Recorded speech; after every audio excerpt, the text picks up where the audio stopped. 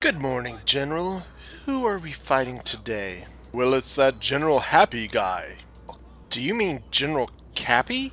No, I mean General Happy, like the guy from McDonald's. What? You ding dong? Everyone knows that's Ronald McDonald. What? No. He wears like the king's hat and the cape and stuff. Are you talking about the guy from Burger King? Oh, of course I'm talking about General Happy. It's General Cappy, oh my god. It's no wonder that the General doesn't know a thing about McDonald's. All the men know he always goes to Chick-fil-A so he can check out all the hot moms that take their kids there.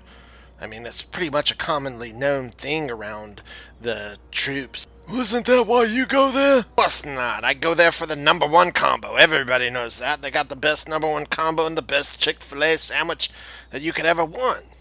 I mean, jeez. Anyways, we're fighting General Cappy. He's the one that beat our tails in the darn I hate to even think about it. The tournament. Oh, yeah, I remember. He's the one that got to the general at the beginning of the match and knocked him out of the battle. Yeah, I remember that one clearly. Yeah, that was pretty sad. Yeah, well, hopefully we can change this a little bit and have hopefully a little better results this time. Hey, what's going on, everybody? It's David, aka Faramir 4731, bringing you a match on the grassy flats. And what better to do it with than the Prussian Blitz army, made up of 6 line, 1 militia, 3 jaegers, and 5 light dragoons, 1 second hussar, 1 general's bodyguard, and 3 hussars. Army packed for blitzkrieg action. And I'm going up against one, the only Kapi. Yes, it is a very formidable foe. You can see here he's playing as Ottomans. He's got his lights kind of spaced between his lines, and he's kind of packed 3 lines deep, which is a very good formation. And I know this opponent pretty well, and he is one of the best in the game, and tell you it is going to be a tough match. So typically what I do with this build for Prussia is I probe for weaknesses and then strike fast. It's a strike fast army, and as you can see what I'm dealing with, Kapi has brought quite a few cav himself. He's got 7 to my 9.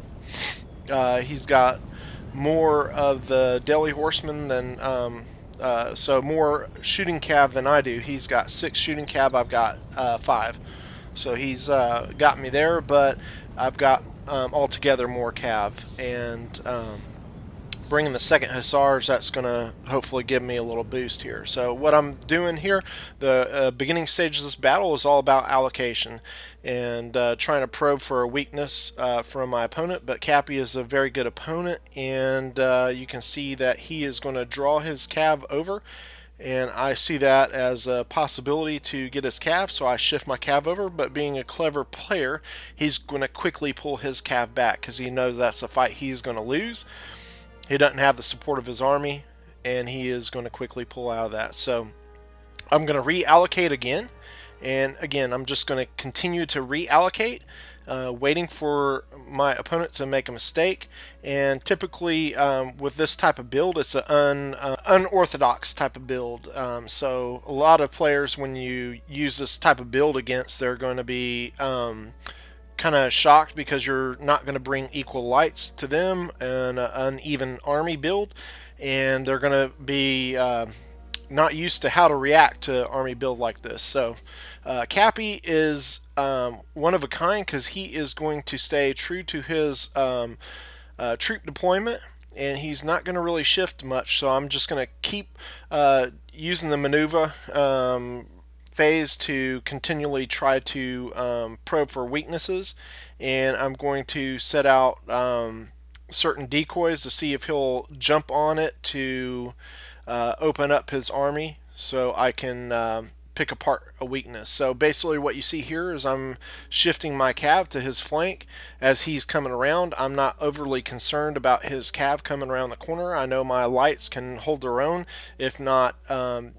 you know, win that fight altogether. So you can see here I'm going to take the first shots and I'm going to start harassing his flank.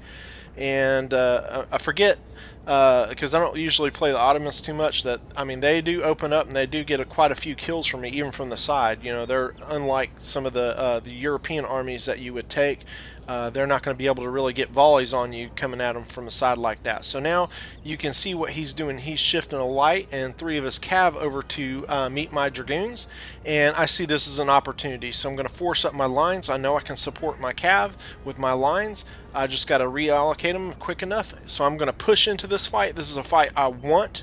And he is bringing his cav behind me. You can see up at the top mid of the screen. So I'm going to move my general away. I'm going to let my lights do their business, and I'm going to push my hussars through his middle, and because I do see an opportunity to go through his middle with my hussars, but I don't really get a great charge off of that. Now you can see here, I didn't realize my 2 goons on the left had already taken their shots. I do have a little bit more, so I'm going to get shot up on that. So it wasn't really a great move there with that, but I am going to reallocate them here in just a minute. As you can see here to the left, now to the middle of the screen, my hussars pounding through his lights, trying to make short work of them, punch through and punch out. Now I didn't time that too well. My second hussars actually led the charge, and that's not what I wanted to do. I wanted them to be protected, but really they took the brunt of the force.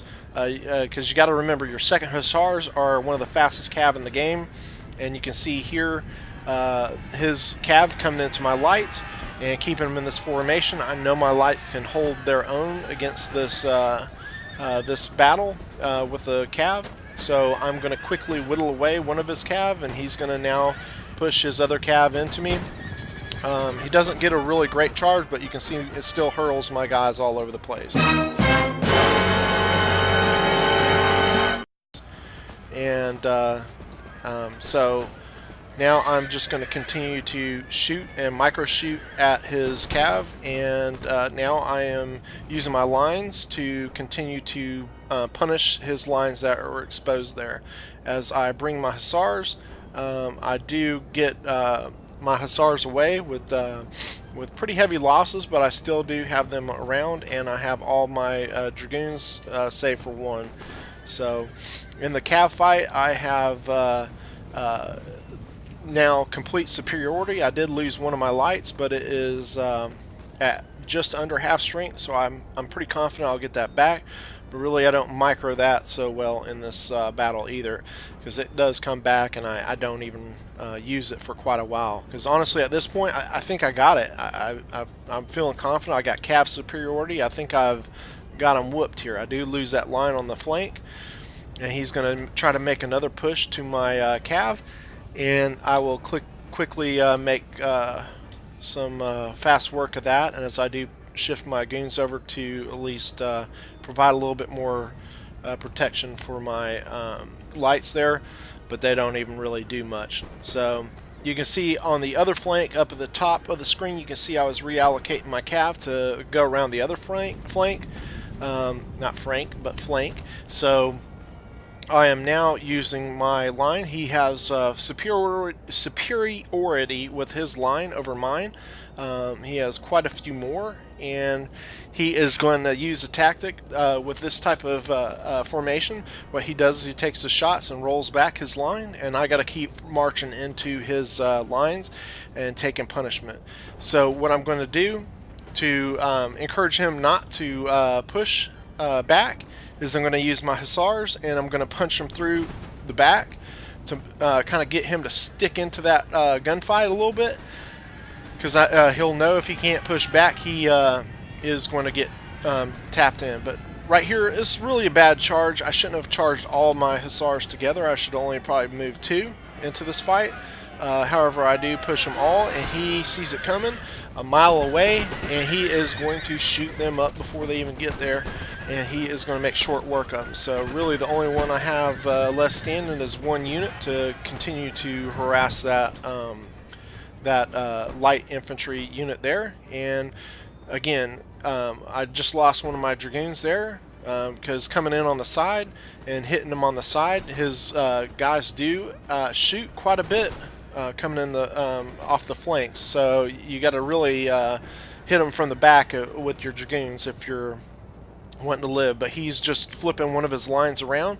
As you can see there, he did get shots on me on that flank as well. He just flipped one of his lines around because he is stacked deep, where he can really protect himself from any angle here. But I'm just going to continue to push in and harass him and keep him bunched in so my lines can continue to whittle away, because I know I do have a faster refire rate, or I'm sorry, reload rate than he does. And you can see here I am whittling his lines down as slowly as possible, while my two lights are working on this line over here on the left side of the screen. And you can see in the background I have a line and a light that came back, and I failed to get them into the fight, which is unfortunate. Now you can see again my dragoons coming in here on the flank, and I'm going to continue to harass this flank. And you can see what he was doing. He pulls back his lines, takes shots, and he rolls them to the back, and then he proceeds to take the process. But what I did with moving my goons over is I take up a volley. So the majority of his line is already shot. So now I should be able to get a shot on his line unmolested, if you will, and he's going to be less likely to move that line back because I'm going to be continuing to come in and shoot him on the flank. So he is going to do the next thing, which is charge into melee against my line, because he has better melee, but I do get my volley off at point blank almost on him, and I do bring my dragoon over to provide morale drops for him as well. So here on the other flank, again, he is getting shots on my dragoons as I come over, but I am going to provide some damage to him in the process. And you can see here he is starting to break there as well. So at this point, Kapi is going to change the outlook of the battle quite a bit. He has gotten another unit into melee against my line, and that line is going to start breaking me. You can see it breaks right there in the center, and I have another line that I pushed to go for his lights, so I have his lights sandwiched between my cav and my line. So he's got to choose which one is he going to shoot and which one is going to kill him. And the line gets to him first because he was shooting after my cav, so my line comes in pretty clean. So he took care of my line in the background, you can see, and his line is coming in. But he changed his mind, and he's going after my lights, because my lights are shooting up that line as it was sitting there. So now I've got to roll my lights back as he's going to lay in pursuit there. Now his general comes into my dragoon here, and that's going to cause problems for me there, as my other dragoon has joined my line and is starting to fight that. And I'm going to punch it through because I want to keep that cav alive, punch it through to the next unit, and both of those are going to start wavering. So he has broken my line on the right side of the screen here. You can see it wavering and now gone. So he has fought back, and he is in pretty damn good shape right now. And he is about to take out another one of my dragoons here with his general, so he has evened up the cav fight. I have only my one dragoon that is very depleted, and it's about, that other one is about to break, I guarantee you it is. And I've got my general and a very depleted dragoon unit left. And I've got my two lights here, and one light that is in the off screen that came back, the one that has 28 men. So he is charging after my lights. I'm going to split them up, so whichever one he lays chase to, the other one can shoot as it runs after, so he'll take damage the whole way. So you can see here I'm stopping, and he's going to start shooting. So he's in a lose-lose situation here. He does stop, and he does get a volley off on me, as they do get very quick volleys. So the line that left at the beginning of the game is now running back in to protect my my light, and also my light in the back. You see the green allocations of that. And over here I roll the other light away, while the one he was initially chasing is now opening up fire. The other one is running. So here the other one, the one that was finally back in, gets an opening volley on him with all of its shots, does start it to waver, and now my line is going to finish it off completely. Yes, lay the pain, boys, lay the pain. So here on this flank, I am completely beat over here, and he is going to be pushing up. He had one of his lights, I believe, came back, so now he is got a pretty good size strength light versus my 3 depleted lights. So I'm going to try to push up, and I think I can still beat this because altogether my 3 lights will outnumber his light, so I'm feeling in pretty good shape. But he gets a great volley off on me while I was reallocating, which was really bad placement on my part, and a very good tactic on his is now he's pushing back to get out of range while I do the same to the other flank. And I'm pushing my cav around to harass the flanks again. And now my lights, I am opening up on the line because right now I feel like I need to whittle the lines down more because he has me outgunned and outnumbered on the line situation. So I've got to even that up. So this is a very tight match. My cav superiority is really the only thing holding me in. So here I'm making another push. I'm just going to keep pushing, keep applying the pressure so that I can keep him off thinking about what he can do. So here we're back to where my stake line was originally. That's how far this game has shifted around. So I'm going to now push in my cav to hold his lines in place and try to prevent him from shooting. Here comes my general charging in, being the old steward that he is. But over here on the right side, you can see he's going to whittle and take away one of my lights. There it goes, wavering, and it's about to go away.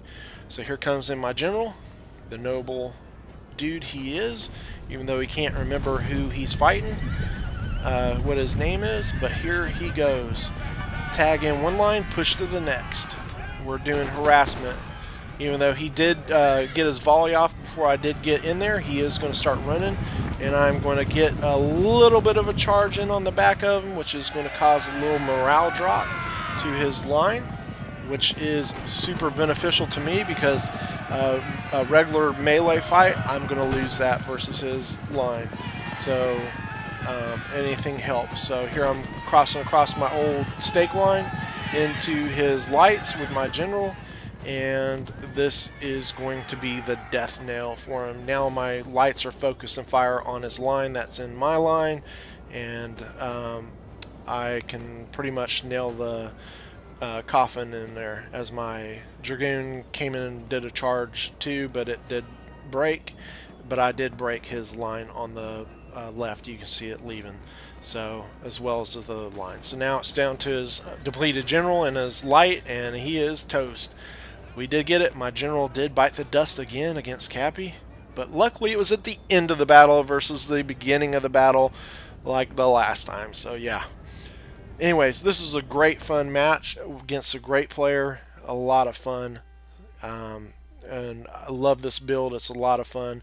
It's a high risk, high reward build. As you can see, it is going to win some great games, but it's going to lose some games too because it is a high risk build, but I enjoy it very much because of the pace it gives. It is a very fast paced and very fun experience. Anyways, please leave comments, like, and subscribe. We'll see you on the next one. Thanks again, guys. I'm off to Chick-fil-A.